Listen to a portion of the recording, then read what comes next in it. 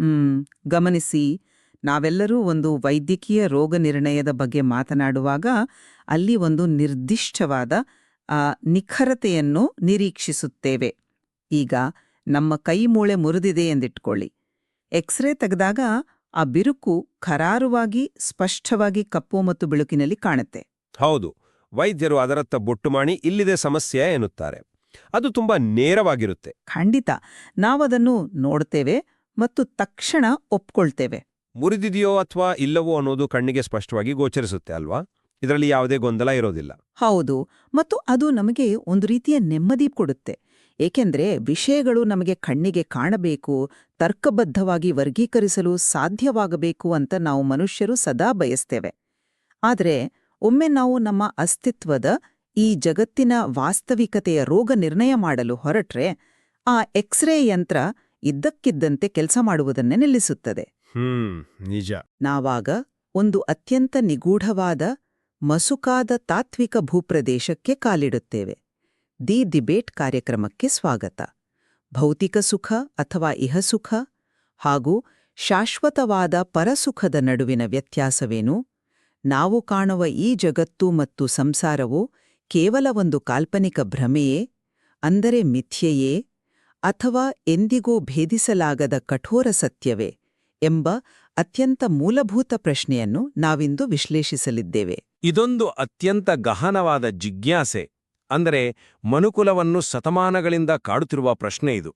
ಈ ಚರ್ಚೆಯು ಆ ಆಧ್ಯಾತ್ಮಜ್ಞಾನ 7 ಪ್ರಮೇಯ 2 ಸತ್ಯಂ ಜಗತ್ ಎಂಬ ಕಿರುಚಿಂತನೆ ಹಾಗೂ ಶ್ರೀ ವಿಜಯೇಂದ್ರ ರಾಮನಾಥ ಭಟ್ಟರ ನವಪ್ರಮೇಯ ರತ್ನಮಾಲಾ ಎಂಬ ಕೃತಿಯಲ್ಲಿನ ವೇದಾಂತ ವಿಚಾರಗಳನ್ನು ಆಧರಿಸಿದೆ. ಹೌದು, ಈ ಚರ್ಚೆಯಲ್ಲಿ ಜಗತ್ತು ಮತ್ತು ಸಂಸಾರ ಕೇವಲ ಒಂದು ಕಾಲ್ಪನಿಕ ಭ್ರಮೆ ಮತ್ತು ಕೇವಲ ಜ್ಞಾನದಿಂದಲೇ ಈ ಬಂಧನ ನಾಶವಾಗುತ್ತದೆ ಎಂಬ ನಿಲುವನ್ನು ನಾನು ಮಂಡಿಸುತ್ತೇನೆ.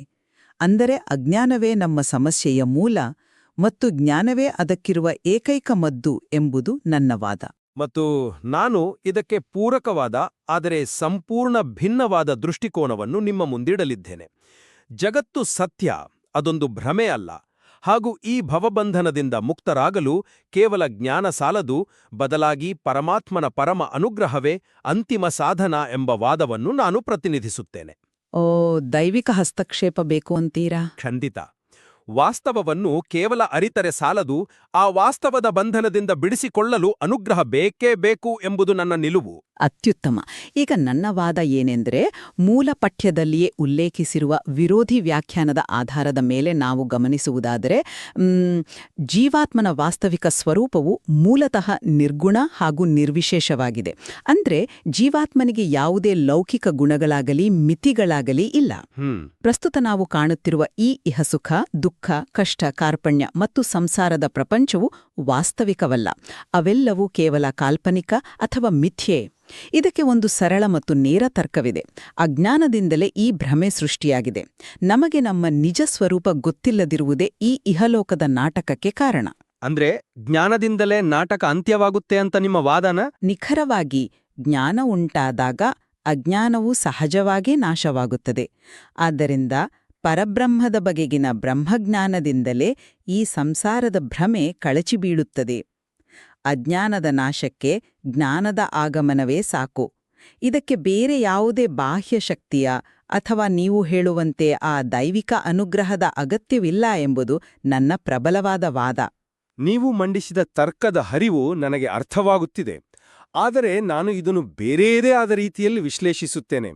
ನನ್ನ ನಿಲುವು ಶ್ರೀಮನ್ ಮಧ್ವಾಚಾರ್ಯರ ಸರ್ವಮೂಲ ಗ್ರಂಥಗಳು ಹಾಗೂ ಶ್ರೀ ವ್ಯಾಸತೀರ್ಥರು ರಚಿಸಿದ ನವಪ್ರಮೇಯ ರತ್ನಮಾಲಾ ಶ್ಲೋಕದ ಗಟ್ಟಿ ತಳಹದಿಯ ಮೇಲೆ ನಿಂತಿದೆ. ಸರಿ. ಆಚಾರ್ಯರು ತಮ್ಮ ಎಲ್ಲಾ ಗ್ರಂಥಗಳಲ್ಲಿ ಮಧ್ವ ಸಿದ್ಧಾಂತದ ಪ್ರಧಾನವಾದ 9 ಪ್ರಮೇಯಗಳನ್ನು ಪ್ರತಿಪಾದಿಸಿದ್ದಾರೆ. ಅದರಲ್ಲಿ 2ನೇ ಪ್ರಮೇಯವೇ ಸತ್ಯಂ ಜಗತ್, ಅಂದ್ರೆ ಜಗತ್ತು ಸತ್ಯ. ಈ ಸಂಸಾರ ಮತ್ತು ಭವಬಂಧನ ಕೇವಲ ನಮ್ಮ ಮಿದುಳಿನ ಅಥವಾ ಮನಸ್ಸಿನ ಭ್ರಮೆಯಲ್ಲ, ಅದು ದೃಢವಾದ ಭೌತಿಕವಾಗಿ ಮತ್ತು ಅಸ್ತಿತ್ವದ ನೆಲೆಯಲ್ಲಿರುವ ವಾಸ್ತವ. ಆದರೆ ಅದು ಕೇವಲ ತೋರಿಕೆ ಆಗಿರಬಹುದಲ್ಲವೇ? ಒಂದು ನಿಮಿಷ. ಮೂಲ ಗ್ರಂಥಗಳು ಇಲ್ಲಿ ಸ್ಪಷ್ಟಪಡಿಸುವುದೇನೆಂದರೆ, ಜಗತ್ತಿನಲ್ಲಿ ಒಂದು ಸತ್ಯವಾದ ಅಸ್ತಿತ್ವದಲ್ಲಿರುವ ವಸ್ತುವು ಕೇವಲ ಆ ವಸ್ತುವಿನ ಬಗೆಯ ಜ್ಞಾನದಿಂದ ನಾಶವಾಗುವುದಿಲ್ಲ. ಜ್ಞಾನದಿಂದ ಅಜ್ಞಾನ ಹೋಗಬಹುದೇ ಹೊರತು ಕಣ್ಣು ಮುಂದಿರುವ ವಾಸ್ತವ ಬದಲಾಗುವುದಿಲ್ಲ. ಆದ್ದರಿಂದಲೇ ಭಗವಂತನ ಜ್ಞಾನವನ್ನು ಪಡೆದು ಆತನ ಪರಮಭಕ್ತಿಯಿಂದ ಪರಮಾತ್ಮನ ಅನುಗ್ರಹ ಪಡೆದಾಗ ಮಾತ್ರ ಈ ಸಂಸಾರ ಬಂಧನದಿಂದ ಬಿಡುಗಡೆ ಅಂದ್ರೆ ಮೋಕ್ಷ ಸಾಧ್ಯ. ಜ್ಞಾನ ಸಾಲದು ಎನ್ನುತ್ತಿದ್ದೀರಿ? ಹೌದು, ಜ್ಞಾನವು ಅನುಗ್ರಹದ ಮೊದಲ ಮೆಟ್ಟಿಲೇ ಹೊರತು ಅದೇ ಅಂತಿಮ ಗುರಿಯಲ್ಲ. ಅದನ್ನು ನೀವು ಆ ದೃಷ್ಟಿಕೋನದಿಂದ ಏಕೆ ನೋಡುತ್ತಿದ್ದೀರಿ ಎಂಬುದು ನನಗರ್ಥವಾಗುತ್ತಿದೆ. ಜಗತ್ತು ಭೌತಿಕವಾಗಿ ನಮ್ಮ ಕಣ್ಣಿಗೆ ಕಾಣುತ್ತಿದೆ, ಹಾಗಾಗಿ ಅದು ಸತ್ಯ ಅಂತ ಮೇಲ್ನೋಟಕ್ಕೆ ಅನಿಸುತ್ತದೆ. ಆದರೆ ಇದನ್ನು ಸ್ವಲ್ಪ ಆಳವಾಗಿ ನೋಡೋಣ. ಈ ಇಹಸುಖದ ಸ್ವರೂಪವನ್ನೇ ಒಮ್ಮೆ ಸೂಕ್ಷ್ಮವಾಗಿ ಗಮನಿಸಿ. ಪಠ್ಯವೇ ಒಪ್ಪಿಕೊಳ್ಳುವಂತೆ ಇಹಸುಖವು ಸಂಪೂರ್ಣವಾಗಿ ಅನಿತ್ಯವಾದದ್ದು. ನಿಜ. ಸುಖವು ದೃಗ್ಗೋಚರ ಇಲ್ಲದ ಕಾರಣ, ನಮ್ಮ ಸಾಮಾನ್ಯ ಇಂದ್ರಿಯಗಳಿಗೆ ಕಾಣಿಸದ ಕಾರಣ ಮನುಷ್ಯರು ಅದನ್ನು ಅರಸುವ ಪ್ರಯತ್ನವನ್ನೇ ಮಾಡುವುದಿಲ್ಲ. ಹೌದು, ಪಠ್ಯವು ಇಂದ್ರಿಯಗಳ ಈ ಮಿತಿಯನ್ನು ಸ್ಪಷ್ಟವಾಗಿ ಗುರುತಿಸುತ್ತದೆ. ನಿಖರವಾಗಿ. ಹಾಗಾದ್ರೆ ಇಲ್ಲಿ ನನ್ನ ಪ್ರಶ್ನೆ ಏನೆಂದ್ರೆ, ನಮ್ಮ ಇಂದ್ರಿಯಗಳು ನಮಗೆ ತೋರಿಸುತ್ತಿರುವ ಜಗತ್ತು ಮೂಲತಃ ವಂಚಕವಾಗಿದೆ. ಇದನ್ನು ಪ್ರತ್ಯಕ್ಷ ಪ್ರಮಾಣದ ದೋಷ ಎನ್ನಬಹುದಲ್ಲವೇ? ಯಾವ ಅರ್ಥದಲ್ಲಿ ವಂಚಕ ಅಂತ ಇದ್ದೀರಿ? ಈಗ ಒಂದು ಸಾಮಾನ್ಯ ದೈನಂದಿನ ಉದಾಹರಣೆ ತೆಗೆದುಕೊಳ್ಳೋಣ. ಬಿರುಬೇಸಿಗೆಯಲ್ಲಿ ಟಾರ್ ರಸ್ತೆಯ ಮೇಲೆ ದೂರದಲ್ಲಿ ನೀರು ಇದ್ದಂತೆ ಕಾಣುತ್ತದೆ. ಅಂದ್ರೆ ಮೃಗಜಲ ಅಥವಾ ಮರೀಚಿಕೆ. ನಮ್ಮ ಕಣ್ಣುಗಳು ನಮಗೆ ಅಲ್ಲಿ ನೀರಿದೆ ಅಂದ ಸ್ಪಷ್ಟವಾಗಿ ಹೇಳುತ್ತವೆ. ಆದ್ರೆ ನಾವು ಹತ್ತಿರ ಹೋದಾಗ ಅಲ್ಲಿ ಬರೀ ಒಣ ರಸ್ತೆ ಇರ್ತದೆ. ನಮ್ಮ ಕಣ್ಣುಗಳು ನಮಗೆ ಮೋಸ ಮಾಡಿವೆ ತಾನೇ? ಆಪ್ಟಿಕಲ್ ಇಲ್ಯೂಷನ್ ಅಂತಾರಲ್ಲ ಅದು. ಹೌದು. ನಮ್ಮದೇ ಇಂದ್ರಿಯಗಳು, ನಮ್ಮದೇ ಮೆದುಳು ನಮಗೆ ಇಲ್ಲದ್ದನ್ನು ಇದೆ ಅಂತ ನಂಬುವಂತೆ ಮಾಡುತ್ತಿದೆ. ಹೀಗಿರುವಾಗ ಈ ಇಂದ್ರಿಯಗಳು ತೋರಿಸುವ ಜಗತ್ತು ಸತ್ಯ ಅಂತ ಹೇಗೆ ನಂಬುವುದು? ಅದು ನಮಗೆ ಶಾಶ್ವತವಲ್ಲದ್ದನ್ನು ಶಾಶ್ವತವೆಂದು ಭ್ರಮಿಸುವಂತೆ ಮಾಡುತ್ತಿದೆ. ಹಾಗಾದ್ರೆ ಈ ಜಗತ್ತು ಮೂಲತಃ ಒಂದು ಮಿಥ್ಯಾ, ಒಂದು ದೃಷ್ಟಿಭ್ರಮೆ ಅಂತ ಒಪ್ಪುಕೊಳ್ಳುವುದೇ ಹೆಚ್ಚು ತಾರ್ಕಿಕವಲ್ಲವೇ? ಇಂದ್ರಿಯಗಳು ನಮ್ಮನ್ನು ದಾರಿ ತಪ್ಪಿಸುತ್ತಿವೆ ಎಂದ ಮೇಲೆ ಆ ಇಂದ್ರಿಯಗಳು ಗ್ರಹಿಸುವ ಜಗತ್ತು ಕೂಡ ಸುಳ್ಳೇ ಆಗಿರಬೇಕಲ್ಲವೇ? ಮರೀಚಿಕೆ ಅಥವಾ ಮೃಗಜಲದ ಉದಾಹರಣೆ ನಿಜಕ್ಕೂ ಚರ್ಚೆಯನ್ನು ಬಹಳ ಆಸಕ್ತಿದಾಯಕ ಘಟ್ಟಕ್ಕೆ ತಂದಿದೆ. ಇದು ಅದ್ವೈತ ಮತ್ತು ದ್ವೈತ ಸಿದ್ಧಾಂತಗಳ ನಡುವಿನ ಅತ್ಯಂತ ಪ್ರಮುಖವಾದ ಚರ್ಚಾಬಿಂದು. ನಿಮ್ಮ ಮಾತು ನಿಜ, ಇಂದ್ರಿಯಗಳು ನಮಗೆ ಕೆಲವೊಮ್ಮೆ ಮೋಸ ಮಾಡುತ್ತವೆ. ಇಂದ್ರಿಯಗಳ ಮಿತಿಗಳನ್ನು ಮತ್ತು ಅವುಗಳ ದೋಷಗಳನ್ನು ಆಚಾರ್ಯರ ತತ್ವಶಾಸ್ತ್ರ ಖಂಡಿತವಾಗಿಯೂ ಒಪ್ಪುತ್ತದೆ. ನೋಡಿ, ನೀವೇ ಒಪ್ಕೊಳ್ತಿದ್ದೀರಿ. ಆದ್ರೆ ಒಂದು ನಿಮಿಷ ಕೇಳಿ. ಮನುಷ್ಯನ ಇಂದ್ರಿಯಗಳು ಕೆಲವೊಮ್ಮೆ ಮೋಸ ಹೋಗುತ್ತವೆ ಎಂಬ ಕಾರಣಕ್ಕಾಗಿ ಇಡೀ ಜಗತ್ತೇ ಸುಳ್ಳು ಅಥವಾ ಮಿಥ್ಯೆ ಎಂದು ತೀರ್ಮಾನಿಸುವುದು ತರ್ಕಬದ್ಧವಲ್ಲ. ನೀವು ಹೇಳಿದ ಮರೀಚಿಕೆಯ ಉದಾಹರಣೆಯನ್ನೇ ತೆಗೆದುಕೊಳ್ಳೋಣ. ರಸ್ತೆಯ ಮೇಲೆ ನೀರು ಕಾಣುವುದು ಭ್ರಮೆ ಹೌದು, ಆದರೆ ಆ ಭ್ರಮೆ ಉಂಟಾಗಲು ಮೂಲಭೂತವಾಗಿ ಕೆಲವು ಸತ್ಯಗಳ ಅವಶ್ಯಕತೆ ಇದೆ. ಅಂದ್ರೆ ಸೂರ್ಯನ ಬೆಳಕು ಸತ್ಯವಾಗಿರಬೇಕು, ಆ ಬೆಳಕನ್ನು ಪ್ರತಿಫಲಿಸುವ ರಸ್ತೆ ಅಥವಾ ಮರಳು ಸತ್ಯವಾಗಿರಬೇಕು, ಮತ್ತು ಎಲ್ಲೋ ಒಂದು ಕಡೆ ನೀರು ಎಂಬ ವಸ್ತು ಅಸ್ತಿತ್ವದಲ್ಲಿರಬೇಕು. ವಾಸ್ತವದ ಆಧಾರವಿಲ್ಲದೆ ಭ್ರಮೆ ಹುಟ್ಟಲು ಸಾಧ್ಯವೇ ಇಲ್ಲ. ಮರುಭೂಮಿಯಲ್ಲಿ ನೀರು ಕಂಡ್ರೆ ಅಲ್ಲಿ ನೀರಿಲ್ಲದಿರಬಹುದು, ಆದರೆ ನೀರು ಎಂಬ ವಸ್ತು ಈ ಜಗತ್ತಿನಲ್ಲಿ ಇಲ್ಲವೇ ಇಲ್ಲ ಎನ್ನಲಾಗುತ್ತದೆಯಾ? ಹೋಹೋ, ಅಂದ್ರೆ ಭ್ರಮೆಗೂ ವಾಸ್ತವದ ಅಡಿಪಾಯ ಬೇಕು ಎನ್ನುತ್ತಿದ್ದೀರಿ? ಖಂಡಿತ. ಯಾವುದೇ ಒಂದು ವಸ್ತುವನ್ನು ಇನ್ನೊಂದು ವಸ್ತುವೆಂದು ಭ್ರಮಿಸಬೇಕಾದರೆ ಆ ಎರಡೂ ವಸ್ತುಗಳು ಬೇರೆ ಬೇರೆಯಾಗಿ ಅಸ್ತಿತ್ವದಲ್ಲಿ ಇರಬೇಕು. ಪಠ್ಯವು ಬಹಳ ಸ್ಪಷ್ಟವಾಗಿ ಆಧ್ಯಾತ್ಮಜ್ಞಾನದ ವ್ಯಾಖ್ಯಾನವನ್ನು ನೀಡುತ್ತದೆ. ಸೃಷ್ಟಿಪ್ರಳಯದ ಕಾರಣ, ಪ್ರಕೃತಿಯ ಸತ್ವ, ರಜಸ್ಸು, ತಮಸ್ಸು ಗುಣಗಳು ಹಾಗೂ ಅವುಗಳ ಕಾರ್ಯಗಳನ್ನು ಅರಿಯುವುದೇ ಆಧ್ಯಾತ್ಮಜ್ಞಾನ. ಇವೆಲ್ಲವೂ ಕೇವಲ ಕಲ್ಪನೆಗಳಲ್ಲ, ಇವು ತತ್ವಗಳಾಗಿ ಅಸ್ತಿತ್ವದಲ್ಲಿವೆ. ಅವುಗಳನ್ನು ಸರಿಯಾಗಿ ತಿಳಿಯುವುದು ಮತ್ತು ಅವುಗಳ ಹಿಂದಿನ ಭಗವಂತನ ಕಾರ್ಯವನ್ನು ಗ್ರಹಿಸುವುದು ಜ್ಞಾನವೇ ಹೊರತು ಅವುಗಳನ್ನು ಸಂಪೂರ್ಣವಾಗಿ ಇಲ್ಲವೆಂದು ತಿರಸ್ಕರಿಸುವುದಲ್ಲ. ಜಗತ್ತು ಸತ್ಯಂ, ಅಂದರೆ ಈ ಬ್ರಹ್ಮಾಂಡ ಮತ್ತು ಪಿಂಡಾಂಡಗಳು ಭ್ರಮೆಯಲ್ಲ, ಅವು ಸೃಷ್ಟಿಯ ಅಸ್ತಿತ್ವವನ್ನು ದೃಢಪಡಿಸುವ ಸತ್ಯಗಳು. ಇಂದ್ರಿಯಗಳು ತಪ್ಪಾಗಿ ಗ್ರಹಿಸಬಹುದು, ಆದರೆ ಆ ಗ್ರಹಿಕೆಗೆ ಒಳಗಾಗುವ ವಸ್ತುವು ಸುಳ್ಳಾಗಲು ಸಾಧ್ಯವಿಲ್ಲ. ಸರಿ, ನಿಮ್ಮ ವಾದ ಬಹಳ ಸೂಕ್ಷ್ಮವಾಗಿದೆ. ಭ್ರಮೆಗೂ ವಾಸ್ತವದ ಹಿನ್ನೆಲೆ ಇರಲೇಬೇಕು ಎಂಬ ನಿಮ್ಮ ತರ್ಕವನ್ನು ನಾನು ಗೌರವಿಸುತ್ತೇನೆ. ಜಗತ್ತಿನಲ್ಲಿ ಕೆಲವು ಭೌತಿಕ ನಿಯಮಗಳಿವೆ ಅಂತಲೇ ಒಪ್ಕೊಳ್ಳೋಣ. ಆದರೆ ಇಲ್ಲಿ ಗಮನಿಸಬೇಕಾದ ಇನ್ನೊಂದು ಪ್ರಮುಖ ಅಂಶವೆಂದರೆ ಬಂಧನದಿಂದ ಮುಕ್ತರಾಗುವ ಪ್ರಕ್ರಿಯೆ. ಜಗತ್ತು ಅಸ್ತಿತ್ವದಲ್ಲಿದೆ ಅಂತ ನೀವು ಹೇಳಿದ್ರೂ ಆ ಜಗತ್ತಿನೊಂದಿಗಿನ ನಮ್ಮ ಬಂಧನ ಕೇವಲ ಅಜ್ಞಾನದ ಫಲವಲ್ಲವೇ? ಯಾವ ರೀತಿಯಲ್ಲಿ? ಅಜ್ಞಾನದಿಂದಲೇ ಸಂಸಾರದ ಭ್ರಮೆ ಉಂಟಾಗಿದೆ. ಪಠ್ಯದಲ್ಲಿಯೇ ಉಲ್ಲೇಖಿಸಿರುವಂತೆ ಜ್ಞಾನ ಉಂಟಾದಾಗ ಅಜ್ಞಾನವು ನಾಶವಾಗುತ್ತದೆ. ಇದನ್ನು ನಾವು ಹೇಗೆ ಅರ್ಥೈಸಬಹುದು? ನಾನೊಂದು ಉದಾಹರಣೆ ಕೊಡುತ್ತೇನೆ. ಒಂದು ಕೊಠಡಿಯಲ್ಲಿ ದಶಕಗಳ ಕಾಲದಿಂದ ದಟ್ಟವಾದ ಕತ್ತಲೆ ತುಂಬಿದೆ ಎಂದಿಟ್ಕೊಳ್ಳಿ. ಆ ಕತ್ತಲೆ ಎಷ್ಟು ಹಳೆಯದಾದರೂ ಸರಿ, ನೀವು ಒಂದು ಸಣ್ಣ ದೀಪವನ್ನು ಹಚ್ಚಿದ ಕೂಡಲೇ ಆ ಕತ್ತಲೆ ತಕ್ಷಣವೇ ನಾಶವಾಗುತ್ತದೆ. ಕತ್ತಲೆಗೆ ತನ್ನದೇ ಆದ ಭೌತಿಕ ಅಸ್ತಿತ್ವವಿಲ್ಲ, ಅದು ಕೇವಲ ಬೆಳಕಿನ ಅನುಪಸ್ಥಿತಿಯಷ್ಟೇ. ಇದು ತುಂಬಾ ಪರಿಚಿತವಾದ ಉದಾಹರಣೆ. ಹೌದಲ್ವಾ? ಅದೇ ರೀತಿ ಈ ಸಂಸಾರ ಅಥವಾ ಬಂಧನ ಎಂಬುದು ಕೇವಲ ಬ್ರಹ್ಮಜ್ಞಾನದ ಅನುಪಸ್ಥಿತಿ. ತತ್ವಜ್ಞಾನವು ಉದಯಿಸಿದ ಕೂಡಲೇ ಈ ಸಂಸಾರದ ಭ್ರಮೆ ಅಥವಾ ಈ ಬಂಧನ ತಾನಾಗೇ ನಾಶವಾಗುತ್ತದೆ. ಬೆಳಕು ಬಂದಾಗ ಕತ್ತಲೆ ಓಡಿ ಹೋಗುವಂತೆ. ಇದಕ್ಕೆ ದೇವರ ಅನುಗ್ರಹ ಎಂಬ ಬಾಹ್ಯ ಶಕ್ತಿಯನ್ನು ಏಕೆ ತರಬೇಕು? ಜ್ಞಾನವೇ ತನ್ನ ಸ್ವಭಾವದಲ್ಲಿ ವಿಮೋಚಕವಲ್ಲವೇ? ದೀಪ ಮತ್ತು ಕತ್ತಲೆಯ ಉದಾಹರಣೆ ಕೇಳಲು ಬಹಳ ಆಕರ್ಷಕವಾಗಿದೆ ಮತ್ತು ಸಾಹಿತ್ಯಿಕವಾಗಿ ಅದು ಬಹಳ ಸುಂದರವಾದ ಕಲ್ಪನೆ.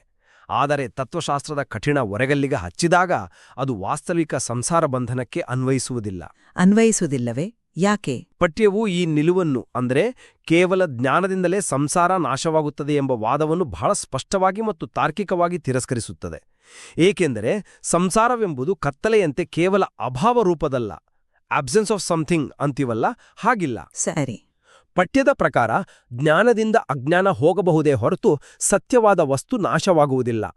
ಜಗತ್ತಿನಲ್ಲಿರುವ ಯಾವುದೇ ಒಂದು ಸತ್ಯವಾದ ವಸ್ತು ಕೇವಲ ಜ್ಞಾನದಿಂದ ನಾಶವಾಗುವುದನ್ನು ನಾವು ನೋಡಿಯೇ ಇಲ್ಲ. ಮರದ ಬಗೆಗಿನ ಜ್ಞಾನ ಬಂತು ಎಂದ ಮಾತ್ರಕ್ಕೆ ಮರ ನಾಶವಾಗುವುದಿಲ್ಲ ತಾನೇ? ಹೌದು, ಆದರೆ ಮರದ ಬಗೆಗಿನ ನಮ್ಮ ಭ್ರಮೆ ನಾಶವಾಗುತ್ತೆ. ನಿಜ.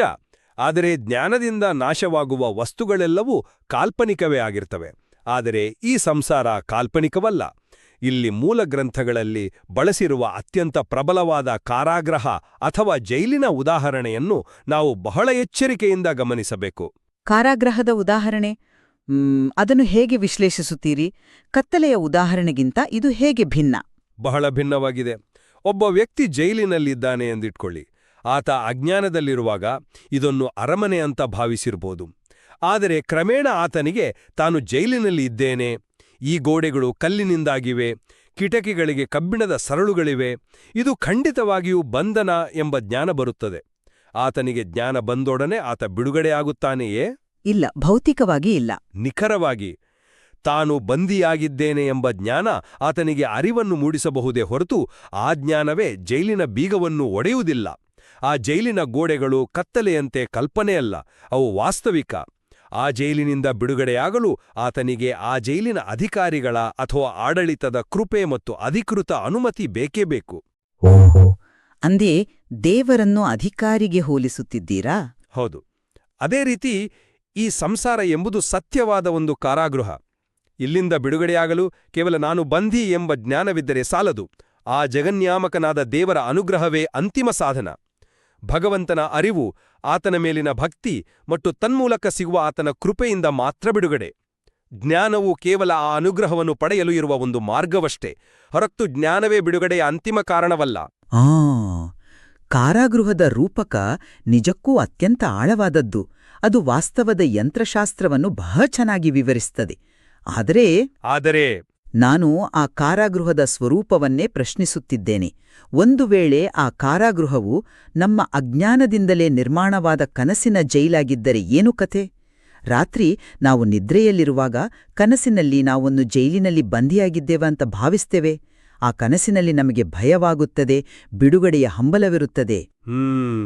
ಆದರೆ ನಮಗೆ ಎಚ್ಚರವಾದ ಕೂಡಲೇ ಆ ಜೈಲಿನ ಗೋಡೆಗಳು, ಅಲ್ಲಿನ ಅಧಿಕಾರಿಗಳು ಎಲ್ಲವೂ ಕರಗಿ ಹೋಗುತ್ತಲ್ಲವೇ? ಎಚ್ಚರವಾದಾಗ ಜೈಲಿನ ಅಧಿಕಾರಿಯ ಅನುಮತಿಯ ಅಗತ್ಯವಿರುವುದಿಲ್ಲ. ಪಠ್ಯವೂ ಹೇಳುತ್ತದೆ, ಎಚ್ಚರದಿಂದ ಸ್ವಪ್ನವು ಕರಗಿ ಹೋಗುವಂತೆ ಜ್ಞಾನದಿಂದ ವೃತ್ತಿಗೊಳ್ಳುವ ಪದಾರ್ಥಗಳನ್ನು ಮಿಥ್ಯೆ ಎಂದು ಒಪ್ಪಿದರೂ ಈ ಸಂಸಾರವೂ ಮಿಥ್ಯೆ ಆಗದು ಅಂತ. ಆದರೆ ಇದು ಒಂದು ತಾತ್ವಿಕ ಊಹೆಯಷ್ಟೇ ಅಲ್ಲವೇ? ಇದನ್ನೊಂದು ಕೇವಲ ತಾತ್ವಿಕ ಊಹೆ ಎನ್ನಲಾಗದು, ಏಕೆಂದರೆ ಇದು ಶ್ರುತಿವಾಕ್ಯಗಳ ಆಧಾರದ ಮೇಲೆ ನಿಂತಿದೆ. ಅಲ್ಲಿಗೆ ನಾನು ಬರುತ್ತಿರುವುದು. ನಾವಿಬ್ಬರೂ ಮನುಷ್ಯರು. ನಾವು ವೇದ ಮತ್ತು ಉಪನಿಷತ್ತುಗಳ ವಾಕ್ಯಗಳನ್ನು ಅರ್ಥೈಸಿಕೊಳ್ಳುತ್ತಿದ್ದೇವೆ. ಯಾವುದೇ ಗ್ರಂಥವಿರಲಿ, ಓದುವವರು ಮತ್ತು ಅರ್ಥೈಸುವವರು ನಾವೇ ತಾನೇ. ವೇದವಾಕ್ಯಗಳನ್ನು ವ್ಯಾಖ್ಯಾನಿಸುವಾಗ ಮಾನವ ಸಹಜ ದೋಷಗಳು, ಅಂದ್ರೆ ಆ ಹ್ಯೂಮನ್ ಎರರ್ಸ್ ಅಂತಾರಲ್ಲ, ಮಾನವೀಯ ದೋಷಗಳು ನುಸುಳುವ ಸಾಧ್ಯತೆ ಇದ್ದೇ ಇರುತ್ತಲ್ಲವೇ? ನೀವು ಪ್ರಾಮಾಣ್ಯದ ಪ್ರಶ್ನೆ ಎತ್ತುತ್ತಿದ್ದೀರಿ. ಖಂಡಿತ. ಭಾಷೆಯ ಮಿತಿಗಳು, ಭಾಷಾಂತರದ ತಪ್ಪುಗಳು ಅಥವಾ ನಮ್ಮದೇ ಆದ ಪೂರ್ವಾಗ್ರಹಗಳು ಅದರಲ್ಲಿ ಬೆರೆಯಬಹುದು. ಹಾಗಿದ್ದಾಗ ಯಾವುದೋ ಒಂದು ನಿರ್ದಿಷ್ಟ ವಾಕ್ಯದ ಆಧಾರದ ಮೇಲೆ ಈ ಜಗತ್ತು ಕಠೋರ ವಾಸ್ತವ ಮತ್ತು ಜೈಲಿನಿಂದ ಹೊರಬರಲು ಭಗವಂತನ ಕೃಪೆ ಕಡ್ಡಾಯ ಅಂತ ನಾವು ಹೇಗೆ ಅಷ್ಟು ದೃಢವಾಗಿ ನಂಬಬಹುದು? ಜ್ಞಾನಮೀಮಾಂಸೆಯ ಅಂದ್ರೆ ಎಪಿಸ್ಟೆಮಾಲಜಿ ದೃಷ್ಟಿಯಿಂದ ನೋಡಿದಾಗ ಮೂಲಭೂತ ಪಠ್ಯದ ಪ್ರಾಮಾಣ್ಯವನ್ನೇ ನಾವು ಪ್ರಶ್ನಿಸಬೇಕಾಗುತ್ತಲ್ಲವೇ? ನೀವು ಕೇವಲ ಒಂದು ಪಠ್ಯದ ಮೇಲಿನ ಕುರುಡು ನಂಬಿಕೆಯನ್ನು ಆಧರಿಸಿ ವಾದಿಸ್ತಿದ್ದೀರೆಂದು ನನಗನ್ಸುತ್ತಿದೆ. ಖಂಡಿತ ಇಲ್ಲ. ನಿಮ್ಮ ಪ್ರಶ್ನೆ ಅತ್ಯಂತ ಮೌಲಿಕವಾದದ್ದು ಮತ್ತು ಇದು ಪ್ರತಿಯೊಬ್ಬ ಜಿಜ್ಞಾಸುವು ಕೇಳಲೇಬೇಕಾದ ಪ್ರಶ್ನೆ.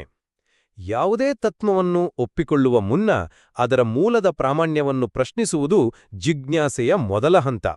ಆದರೆ ಪಠ್ಯವು ವೇದಗಳನ್ನು ಕೇವಲ ಮನುಷ್ಯರು ಬರೆದ ಪುಸ್ತಕಗಳೆಂದು ಪರಿಗಣಿಸುವುದಿಲ್ಲ ಎಂಬುದನ್ನು ನಾವು ನೆನಪಿನಲ್ಲಿಡಬೇಕು. ಅಂದ್ರೆ ಅದು ದೈವದತ್ತ ಅಂತೀರಾ?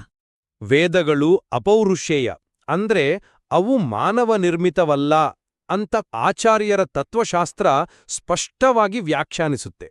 ವೇದಗಳು ಯಾವುದೇ ಪುರುಷನ ಅಥವಾ ಮಾನವನ ಬುದ್ಧಿಯಿಂದ ಸೃಷ್ಟಿಯಾದದ್ದಲ್ಲ. ಅವು ಅನಾದಿಯಾದ ದೈವಿಕ ನಾದಗಳು. ಋಷಿಗಳು ಕೇವಲ ಆ ನಾದಗಳನ್ನು ಕಂಡ್ರು ಅಥವಾ ಗ್ರಹಿಸಿದ್ರು, ಸೃಷ್ಟಿಸಲಿಲ್ಲ.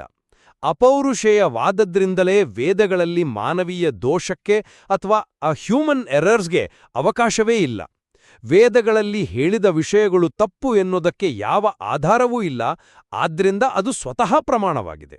ಸ್ವತಃ ಪ್ರಮಾಣ ಅಂದ್ರೆ ಅದನ್ನ ಬೇರೊಂದು ಪುರಾವೆಯಿಂದ ಸಾಬೀತುಪಡಿಸುವ ಅಗತ್ಯವೇ ಇಲ್ಲ ಎಂದೆ. ಆದರೆ ಇದು ವೈಜ್ಞಾನಿಕ ಮನೋಭಾವಕ್ಕೆ ವಿರುದ್ಧವಲ್ಲವೇ? ಕೇವಲ ಗ್ರಂಥದಲ್ಲಿ ಹೇಳಿದೆ ಅಂತ ಒಪ್ಪುಕೊಳ್ಳಬೇಕೆ? ಅಲ್ಲ, ಖಂಡಿತ ಇಲ್ಲ. ನಿಖರವಾಗಿ ಇಲ್ಲೇ ಮಧ್ವಾಚಾರ್ಯರ ದರ್ಶನದ ವೈಶಿಷ್ಟ್ಯ ಅಡಗಿರುವುದು. ವಾಕ್ಯದಲ್ಲಿ ದೋಷವಿಲ್ಲದಾಗ ಅದರ ಪ್ರಾಮಾಣ್ಯವನ್ನ ನಾವು ಸಹಜವಾಗಿ ತಿಳಿಯಬಹುದು. ಆದರೆ ಕೇವಲ ವೇದಗಳಿವೆ ಅಂತ ಕಣ್ಣುಮುಚ್ಚಿ ಕುಳಿತುಕೊಳ್ಳಲು ಅಥವಾ ಕುರುಡು ನಂಬಿಕೆಯನ್ನ ಪಾಲಿಸಲು ವೇದಾಂತ ಹೇಳುವುದಿಲ್ಲ. ಸರಿ, ಅದಕ್ಕಾಗಿಯೇ ಬ್ರಹ್ಮಸೂತ್ರದ ಮೊದಲ ಸೂತ್ರ ಅಥಾತೋ ಬ್ರಹ್ಮ ಜಿಜ್ಞಾಸ ಎಂಬುದು ಅಸ್ತಿತ್ವಕ್ಕೆ ಬರುವುದು. ಜಿಜ್ಞಾಸೆ ಅಂದ್ರೆ ಹುಡುಕಾಟ, ತರ್ಕಬದ್ಧವಾದ ಪ್ರಶ್ನಿಸುವಿಕೆ. ವೇದವ್ಯಾಸರು ಕೇವಲ ನಂಬು ಎನ್ನಲಿಲ್ಲ, ವಿಚಾರ ಮಾಡು ಎಂದರು. ಇಲ್ಲಿ ಜ್ಞಾನಮೀಮಾಂಸೆಯ 3 ಆಧಾರ ಸ್ತಂಭಗಳಿವೆ. ಪ್ರತ್ಯಕ್ಷ ಅಂದ್ರೆ ಸೆನ್ಸರಿ ಪರ್ಸೆಪ್ಷನ್, ಅನುಮಾನ ಲಾಜಿಕಲ್ ಇನ್ಫರೆನ್ಸ್ ಮತ್ತು ಆಗಮ ಸ್ಕ್ರಿಪ್ಚುರಲ್ ಅಥಾರಿಟಿ. ಈ 3 ಪ್ರಮಾಣಗಳಿಂದ ದೃಢಪಡಿಸಿಕೊಂಡು ಬ್ರಹ್ಮ ವಿಚಾರ ಮಾಡಬೇಕು ಅಂತ ಶಾಸ್ತ್ರಗಳು ಪ್ರತಿಪಾದಿಸುತ್ತವೆ. ಅಂದ್ರೆ ಕೇವಲ ನಂಬಿಕೆಯಲ್ಲ, ತರ್ಕ, ದೈನಂದಿನ ಅನುಭವ ಮತ್ತು ಶಾಸ್ತ್ರ, ಈ 3ರ ಮೇಳೈಕೆಯಿಂದ ಸತ್ಯದ ಶೋಧನೆ ನಡೆಯಬೇಕು. ಆ ನಿರಂತರ ಶೋಧನೆಯೇ ನಮಗೆ ಜಗತ್ತು ಸತ್ಯ ಮತ್ತು ಪರಮಾತ್ಮನ ಅನುಗ್ರಹವೇ ಮುಕ್ತಿಗೆ ಸಾಧನ ಎಂಬುದನ್ನು ದೃಢಪಡಿಸುತ್ತದೆ. ನಿಮ್ಮ ವಾದದಲ್ಲಿನ ಬೌದ್ಧಿಕ ಕಟ್ಟುನಿಟ್ಟನ್ನು ಮತ್ತು ಆ 3 ಪ್ರಮಾಣಗಳ ಸಮನ್ವಯವನ್ನು ನಾನು ಗೌರವಿಸ್ತೇನೆ.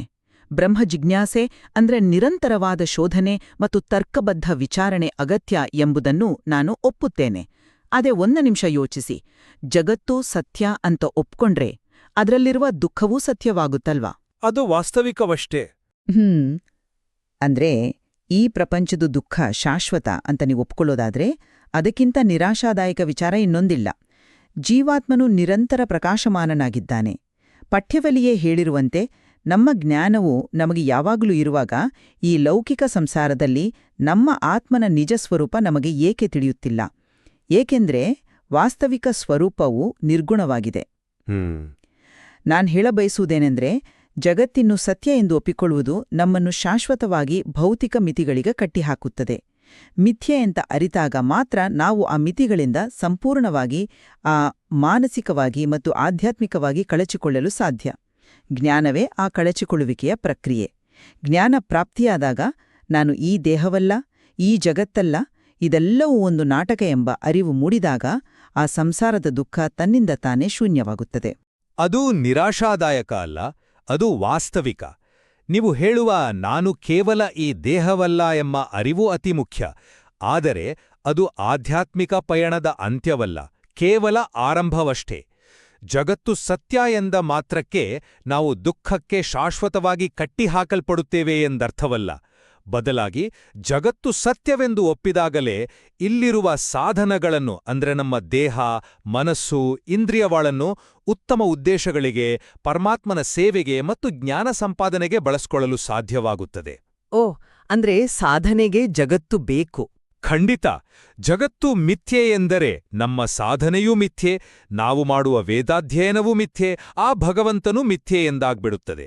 ಪಠ್ಯವು ಹೇಳುವಂತೆ ಭಕ್ತಿ, ವೈರಾಗ್ಯ, ನಿರಂತರ ಅಧ್ಯಯನ ಮುಂತಾದ ಅರ್ಹತೆಗಳನ್ನು ಪಡೆದ ನಂತರವೇ ಶಾಸ್ತ್ರಗಳಿಂದ ಭಗವಂತನ ವಿಚಾರವನ್ನು ಮಂಥನ ಮಾಡಬೇಕು. ಅನುಗ್ರಹ ಸುಮ್ಮನೆ ಸಿಗುವುದಿಲ್ಲ, ಅದಕ್ಕೆ ಈ ಸಾಧನೆಯ ಅಗತ್ಯವಿದೆ. ಸರಿ. ಈ ಮಂಥನದಿಂದ ಪರಮಾತ್ಮನ ವಾಸ್ತವಿಕ ಜ್ಞಾನ ಲಭಿಸುತ್ತದೆ, ಆತನ ಪರಮ ಭಕ್ತಿ ಹುಟ್ಟುತ್ತದೆ ಮತ್ತು ಆ ಭಕ್ತಿಯಿಂದಲೇ ಆತನ ಪರಮ ಅನುಗ್ರಹ ಸಿಗುತ್ತದೆ. ಜಗತ್ತು ಸತ್ಯವಾದ ಕಾರಾಗೃಹವೇ ಹೌದು, ಆದರೆ ಭಗವಂತನ ದಯೆಯಿಂದ ಮತ್ತು ನಮ್ಮ ನಿರಂತರ ಸಾಧನೆಯಿಂದ ಆ ಕಾರಾಗೃಹದ ಬಾಗಿಲುಗಳು ಶಾಶ್ವತವಾಗಿ ತೆರೆಯಲ್ಪಡುತ್ತವೆ. ಅದೇ ಅಂತಿಮವಾದ ಪರಸುಖ. ಇದು ನಿಜಕ್ಕೂ ಅತ್ಯಂತ ಗಹನವಾದ ಮತ್ತು ಕಣ್ಣು ತೆರೆಸುವ ಚರ್ಚೆ. ನಮ್ಮ ಇಂದಿನ ಈ ದೀರ್ಘವಾದ ಬೌದ್ಧಿಕ ವಿನಿಮಯವನ್ನು ಮತ್ತು ವಿಶ್ಲೇಷಣೆಯನ್ನು ನಾವು ಕ್ರೋಢೀಕರಿಸುವುದಾದರೆ, ನಾವು ಎರಡು ವಿಭಿನ್ನ ಹಾಗೂ ಪ್ರಬಲವಾದ ನಿಲುವುಗಳನ್ನು ಅತ್ಯಂತ ಆಳವಾಗಿ ವಿಶ್ಲೇಷಿಸಿದ್ದೇವೆ. ನನ್ನ ವಾದದ ಪ್ರಕಾರ ಸಂಸಾರವು ಅಜ್ಞಾನದಿಂದ ಸೃಷ್ಟಿಯಾದ ಒಂದು ಭ್ರಮೆ, ಒಂದು ಮಿಥ್ಯೆ. ಮೃಗಜಲದಂತೆ ನಾವು ಇಲ್ಲದ್ದನ್ನು ಇದೇ ಎಂದು ಭ್ರಮಿಸುತ್ತಿದ್ದೇವೆ. ತತ್ವಜ್ಞಾನದ ಉದಯದಿಂದಲೇ ಈ ಭ್ರಮೆಯ ನಿರ್ಮೂಲನೆ ಸಾಧ್ಯ. ಕತ್ತಲೆಯನ್ನು ನಾಶ ಮಾಡಲು ಬೆಳಕು ಸಾಕು. ಎಚ್ಚರವಾದಾಗ ಕನಸು ಕರಗುವಂತೆ ಜ್ಞಾನದಿಂದಲೇ ಸಂಸಾರ ಕರಗುತ್ತದೆ. ಇದಕ್ಕೆ ಬೇರೆ ಯಾವುದೇ ಬಾಹ್ಯ ಅಧಿಕಾರದ ಅಥವಾ ಕೃಪೆಯ ಅಗತ್ಯವಿಲ್ಲ. ಮತ್ತು ನನ್ನ ನಿಲುವಿನ ಸಾರಾಂಶವೆಂದ್ರೆ, ಜಗತ್ತು ಮತ್ತು ಸಂಸಾರ ಎಂಬುದು ಕಠೋರ ವಾಸ್ತವ. ಅದು ಸತ್ಯಂ ಜಗತ್. ಇಂದ್ರಿಯಗಳು ದೋಷಪೂರಿತವಾಗಿರಬಹುದು, ಆದರೆ ಸೃಷ್ಟಿ ಸುಳ್ಳಲ್ಲ. ಜ್ಞಾನವು ಅಜ್ಞಾನವನ್ನು ಓಡಿಸಬಲ್ಲದು, ನಾವೆಲ್ಲರೂ ಜೈಲಿನಲ್ಲಿದ್ದೇವೆ ಎಂಬ ಅರಿವನ್ನು ಮೂಡಿಸಬಲ್ಲದು. ಆದರೆ ಸತ್ಯವಾದ, ಭೌತಿಕವಾದ ಈ ಬಂಧನವನ್ನು ಒಡೆಯಲು ಕೇವಲ ಜ್ಞಾನ ಸಾಲದು. ಅದಕ್ಕೆ ವೇದಾಧ್ಯಯನ, ಭಕ್ತಿ ಮತ್ತು ಸಾಧನೆಯ ಮೂಲಕ ನಾವು ಪಡೆಯುವ ಭಗವಂತನ ಪರಮ ಭಕ್ತಿ ಮತ್ತು ಅಂತಿಮವಾಗಿ ಆತನ ಪರಮ ಅನುಗ್ರಹವೇ ಏಕೈಕ ಮತ್ತು ಅಂತಿಮ ಸಾಧನ. ಕಾರಾಗೃಹದಿಂದ ಬಿಡುಗಡೆಗೆ ಜ್ಞಾನದ ಜೊತೆಗೆ ಅಧಿಕಾರಿಯ ಅಪ್ಪಣೆಯೂ ಬೇಕೇ ಬೇಕು. ಆದಾಗ್ಯೂ ನಮ್ಮಿಬ್ಬರ ಈ ತಾತ್ವಿಕ ಮತ್ತು ಸಿದ್ಧಾಂತಗಳ ಭಿನ್ನಾಭಿಪ್ರಾಯಗಳ ನಡುವೆಯೂ ಕೆಲವು ಬದವಾದ, ಸಮಾಧಾನಕರವಾದ ಒಪ್ಪಿತ ಅಂಶಗಳಿವೆ. ನಾವು ಕಾಣುವ ಇಹಸುಖ ಕೇವಲ ತಾತ್ಕಾಲಿಕವಾದದ್ದು. ಅದೊಂದು ಮರೀಚಿಕೆಯಂತೆ ನಮ್ಮನ್ನು ದಾರಿ ತಪ್ಪಿಸಬಹುದು. ಮತ್ತು ಶಾಶ್ವತವಾದ ಪರಸುಖವನ್ನು ಅಂದ್ರೆ ಮುಕ್ತಿಯನ್ನು ಸಾಧಿಸಲು ಬ್ರಹ್ಮವಿಚಾರ ಅಥವಾ ಆಧ್ಯಾತ್ಮಜ್ಞಾನದ ನಿರಂತರ ಅಧ್ಯಯನ ಅತ್ಯಗತ್ಯ ಎಂಬ ವಿಷಯದಲ್ಲಿ ನಮ್ಮಿಬ್ಬರದ್ದೂ ಸಂಪೂರ್ಣ ಸಹಮತವಿದೆ. ತರ್ಕ ಮತ್ತು ಶೋಧನೆ ಇರಲೇಬೇಕು ಎಂಬುದನ್ನು ನಾವಿಬ್ಬರೂ ಒಪ್ತೇವೆ. ಹೌದು, ಖಂಡಿತವಾಗಿಯೂ. ಜ್ಞಾನದ ಹಸಿವು ಇರಲೇಬೇಕು. ಮತ್ತು ಅದೇ ಕಾರಣಕ್ಕಾಗಿ ಶ್ರೀ ವಿಜಯೇಂದ್ರ ರಾಮನಾಥ ಭಟ್ಟರು ಡಿಜಿಟಲ್ ರೂಪದಲ್ಲಿ ತಂದಿರುವ ನವಪ್ರಮೇಯ ರತ್ನಮಾಲಾದಂತಹ ಕೃತಿಗಳು ಪ್ರಾಚೀನ ಜ್ಞಾನವನ್ನು ಆಧುನಿಕ ತಂತ್ರಜ್ಞಾನದ ಮೂಲಕ ಇಂದಿನ ಸಾಮಾನ್ಯ ಜನರಿಗೆ, ಯುವಕರಿಗೆ ತಲುಪಿಸುತ್ತಿರುವುದು ಇಂದಿನ ಕಾಲಘಟ್ಟದಲ್ಲಿ ಅತ್ಯಂತ ಪ್ರಸ್ತುತವಾಗಿದೆ. ಕೇವಲ ಗ್ರಂಥಾಲಯಗಳಲ್ಲಿ ಧೂಳು ಹಿಡಿಯುತ್ತಿದ್ದ ಜ್ಞಾನ ಇಂದು ಎಲ್ಲರ ಬೆರಳು ತುದಿಯಲ್ಲಿದೆ. ಜ್ಞಾನ ಪ್ರಸಾರ ಮತ್ತು ಸಂಪ್ರದಾಯದ ಉಳಿವಿನ ಈ ಕಾರ್ಯವು ನಮ್ಮೆಲ್ಲರ ಬ್ರಹ್ಮಜಿಜ್ಞಾಸೆಗೆ, ನಾವು ಮಾಡುವ ವಿಶ್ಲೇಷಣೆಗೆ ದೊಡ್ಡ ಇಂಧನವನ್ನು ಒದಗಿಸುತ್ತದೆ ಎಂಬುದನ್ನು ನಾವಿಬ್ಬರೂ ಸಂತೋಷದಿಂದ ಒಪ್ಪುತ್ತೇವೆ. ಖಂಡಿತ. ಜಗತ್ತಿನ ಸ್ವರೂಪ ಸತ್ಯವೋ ಅಥವಾ ಮಿಥ್ಯೆಯೋ ಎಂಬ ಈ ಆಳವಾದ ಬೌದ್ಧಿಕ ಜಿಜ್ಞಾಸೆಯನ್ನು, ಈ ವಾದ ಪ್ರತಿವಾದಗಳನ್ನು ನಾವು ನಮ್ಮ ಕೇಳುಗರ ವಿವೇಚನೆಗೆ ಬಿಡುತ್ತಿದ್ದೇವೆ. ನಾವು ಆರಂಭದಲ್ಲಿ ಮಾತನಾಡಿದ ಆ ಎಕ್ಸ್ರೇ ಯಂತ್ರದ ರೂಪಕಕ್ಕೆ ಮರಳುವುದಾದರೆ, ನಮ್ಮ ಅಸ್ತಿತ್ವದ ಈ ಬ್ರಹ್ಮಾಂಡದ ರೋಗ ನಿರ್ಣಯ ಮಾಡಲು ನಮ್ಮ ಬಳಿ ಕರಾರುವಾಕಾದ ಕಪ್ಪು ಬಿಳುಪಿನಲ್ಲಿ ಚಿತ್ರ ತೋರಿಸುವ ಯಂತ್ರಗಳಿಲ್ಲದಿರಬಹುದು. ಆದರೆ ನಮ್ಮ ಬಳಿ ವೇದಾಂತದ ಒಳನೋಟಗಳಿವೆ, ಪರಂಪರೆ ನೀಡಿದ ಪ್ರತ್ಯಕ್ಷ ಮತ್ತು ಅನುಮಾನದಂತಹ ಅಳತೆಗೋಲುಗಳಿವೆ, ಪ್ರಶ್ನಿಸುವ ಮನಸ್ಸಿದೆ ಮತ್ತು ಎಲ್ಲಕ್ಕಿಂತ ಮಿಗಿಲಾಗಿ ಜ್ಞಾನದಾಹವಿದೆ. ಹೌದು, ಯಾರೂ ಸರಿ ಯಾರು ತಪ್ಪು ಎಂದು ತೀರ್ಪು ನೀಡುವುದು ನಮ್ಮ ಉದ್ದೇಶವೂ ಅಲ್ಲ, ಅದು ನಮ್ಮ ಕೆಲಸವೂ ಅಲ್ಲ. ಬದಲಿಗೆ ಈ ಮಸುಕಾದ ಆದರೆ ಅತ್ಯಂತ ಆಸಕ್ತಿದಾಯಕವಾದ ತಾತ್ವಿಕ ಭೂಪ್ರದೇಶದಲ್ಲಿ ಪ್ರತಿಯೊಬ್ಬರೂ ತಮ್ಮದೇ ಆದ ಜ್ಞಾನದ ದೀಪವನ್ನು ಹಚ್ಚಬೇಕು. ಹುಡುಕಾಟ ನಿರಂತರವಾಗಿರಬೇಕು ಅಲ್ವಾ? ಖಂಡಿತ. ಆ ದೀಪ ಬೆಳಗಲಿ. ಆ ಮೂಲಕ ಸತ್ಯದ ದರ್ಶನವಾಗಲಿ ಎಂದು ಆಶಿಸುತ್ತಾ, ನಮ್ಮ ಈ ಅಸ್ತಿತ್ವದ ಎಕ್ಸ್ರೇಯಲ್ಲಿ ಕಾಣುವ ಚಿತ್ರಣವು ಕೇವಲ ಬೆಳಕು ನೆರಳಿನ ಭ್ರಮೆಯೋ ಅಥವಾ ಎಂದಿಗೂ ಭೇದಿಸಲಾಗದ ಕಠೋರ ವಾಸ್ತವವೋ ಎಂಬ ಪ್ರಶ್ನೆಯೊಂದಿಗೆ ನಿಮ್ಮನ್ನು ಬಿಡ್ತಿದ್ದೀವೆ. ನಿಮ್ಮದೇ ಆದ ಶೋಧನೆ ಪ್ರಾರಂಭವಾಗಲಿ, ಚಿಂತನೆ ಮುಂದುವರೆಯಲಿ.